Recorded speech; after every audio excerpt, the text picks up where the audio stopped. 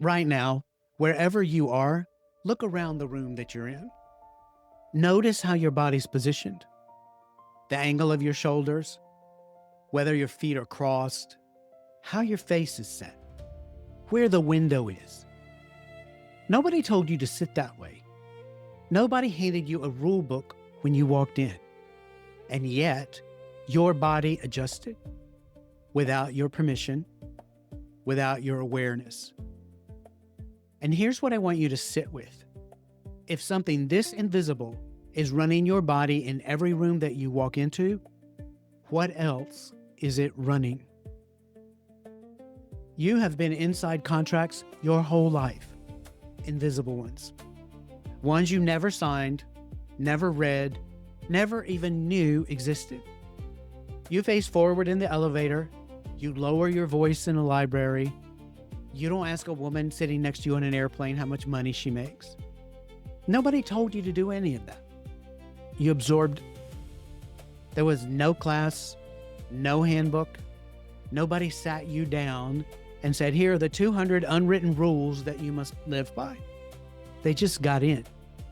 And they've been running your behavior ever since.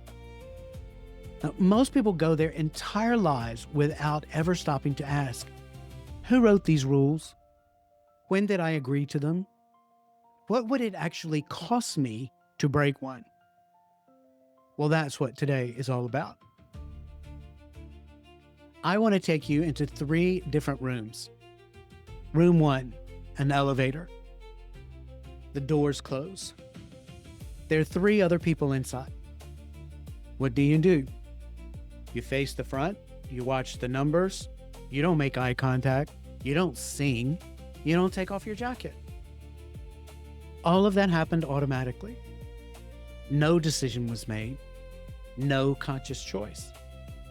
Your body just knew the contract. I walked into a very crowded elevator once, and completely lost in my own head, I just stood there looking at the back wall, at the metal. The silence was extraordinary. I had violated the contract, not on purpose. And every person in that elevator felt it instantly. That's how real a contract is. Room 2, a courtroom. Within 3 seconds of walking in, your body knows. You stand a little straighter. Your voice drops. No profanity. You stand when the judge enters. Same person, same body, completely different version. And you didn't decide to be that person. The context decided that for you. Room 3, a dive bar. Live band, 11:15 at night. Now you can be loud. You can swear. You can spill something on yourself and laugh. You can stand too close. You can dance badly. Same person, same biology. 3 completely different versions. And here's the question that should bother you a little. Which one is the real you? The answer might surprise you. None of them. Every single one of them was a recalibration. Your nervous system reading the room, finding the contract, and adjusting you to match it. Before you thought about it, before you chose, the rooms have been running you. Not your choices, not your values, not who you decided to be. The context. And what I want you to understand, what changes everything when you actually see this, the context has always been writing the contract. You've just been living inside it. There are 4 layers to this contract. 4 invisible fences that run almost everything that you do in your life every day. Most people think they live by fence number 1. Fence number 1 is the behavioral boundary. The I don't do that fence. You don't steal. You don't cheat on your partner.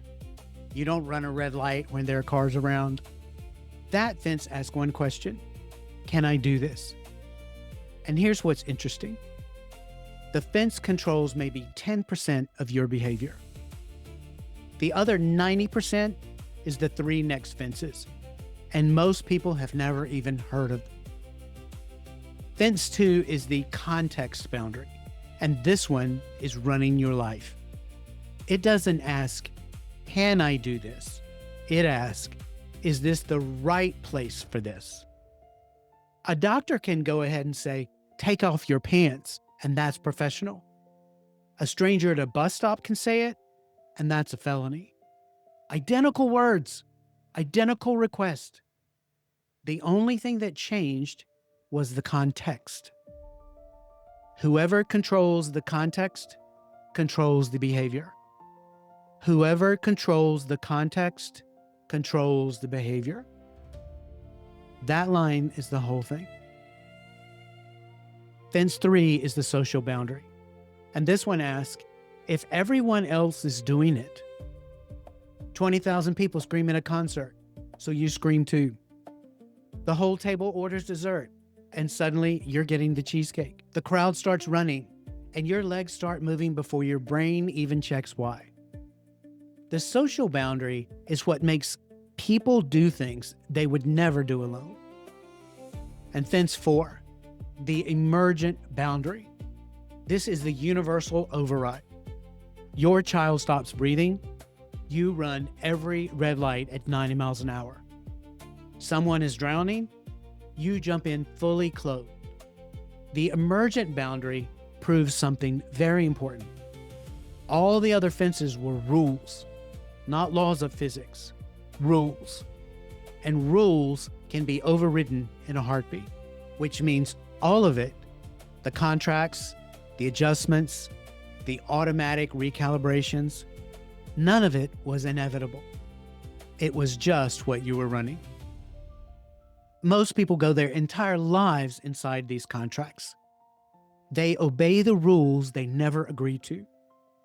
They wonder why life feels like it's running on a script that somebody else wrote. It is. But here's what changes when they actually see it. The moment you can name the contract, the moment you can stop and look around the room and ask, who wrote these rules? You're no longer inside it by accident. You might choose to follow every single rule in that room.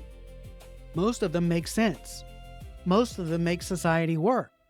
But there is a difference, and this difference is the whole thing. There's a difference between following a rule because you chose to, and following a rule because you didn't know it existed. Only one of these is freedom. And if that's true in the rooms that you walk into, what's true about the rooms inside of you? What contracts are running underneath your decisions? What rules were written before you were even old enough to write them? That's where the deeper work lives. Not in changing your behavior, in seeing what's been writing that contract all along. Until next time.